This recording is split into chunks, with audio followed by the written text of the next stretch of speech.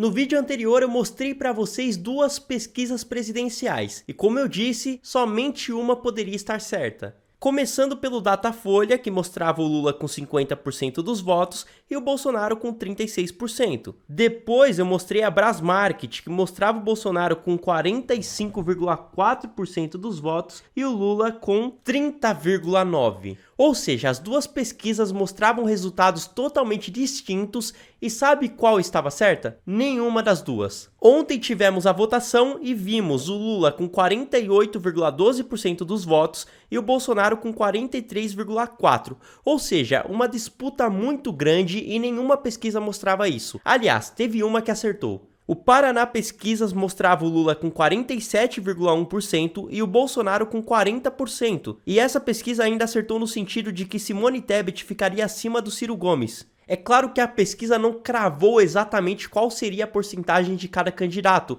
mas dentro da margem de erro e também dentro de uma expectativa de pessoas que mudaram votos de última hora, a pesquisa acertou em cheio. Mas a grande maioria das pesquisas presidenciais erraram feio, e não somente em presidenciáveis, mas também em questão de governadores, senadores, deputados. As pesquisas erraram em tudo. E ficou uma dica aí, não confiem mais em pesquisa presidencial. Essas pesquisas já acertaram muito no passado, mas hoje em dia a metodologia deve estar equivocada. Eles têm que mudar a forma como que fazem essas pesquisas. O mundo mudou e as pesquisas têm que mudar também. Está bem óbvio para a gente que o Instituto Paraná Pesquisas é quem utiliza a melhor metodologia. Isso porque eles acertaram dentro da margem de erro a porcentagem do Lula e quase acertaram a do Bolsonaro. Mas é como eu disse para vocês, tem pessoas que mudam de voto de última hora ali. E o diretor do instituto, o Murilo Hidalgo, deu uma entrevista para a Veja falando sobre o segundo turno. Ainda não temos uma análise sobre quem vai ganhar entre Lula e Bolsonaro, mas o diretor do Paraná Pesquisas fez uma análise sobre o que vai decidir e quem será prejudicado nessa disputa.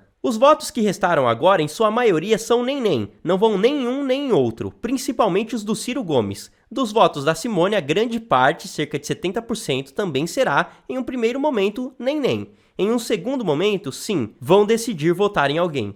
Aí ele fez uma análise sobre o segundo turno em cada estado. Assim, vão ter estados que não terão segundo turno para governador, e isso fará com que as pessoas não tenham disposição de sair de casa para votar. Muitas vezes a pessoa não quer decidir entre Lula ou Bolsonaro, e aí, como não tem o segundo turno para governador, essas pessoas se abstêm.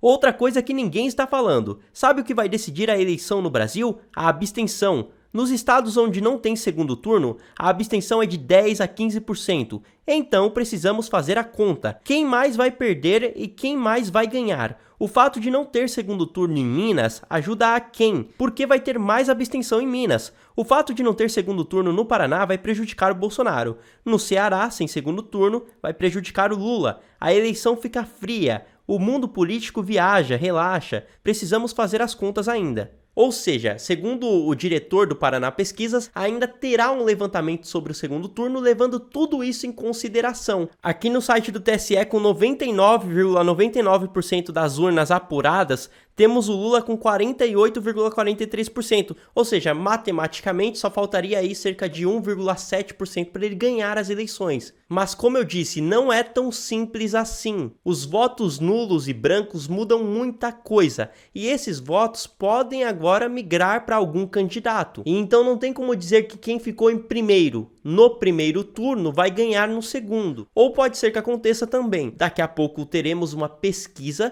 para esse segundo turno e eu trarei aqui para vocês a pesquisa mais confiável possível. Então, se você quer ver uma pesquisa que acerta, você me acompanha por aqui. Bom, pessoal, por enquanto é isso. Muito obrigado por terem assistido esse vídeo. Até uma próxima e tchau!